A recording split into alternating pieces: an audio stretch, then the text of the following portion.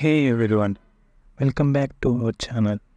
Today we are diving into the world of email etiquette and taking a look at how to add a signature to your Gmail messages. Let's begin the video.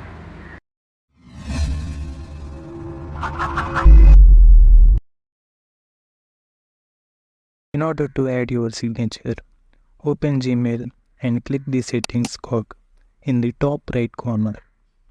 Select See All Settings. Scroll down to the General tab and find the Signature section below.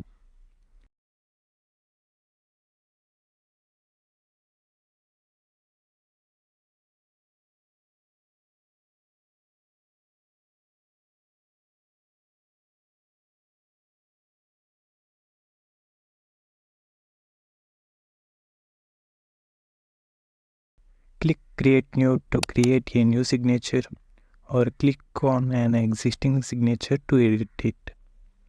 Here's your signature editor. You can add text, links, and even format the font and style. Once you are happy with your signature, scroll down and click Save Changes.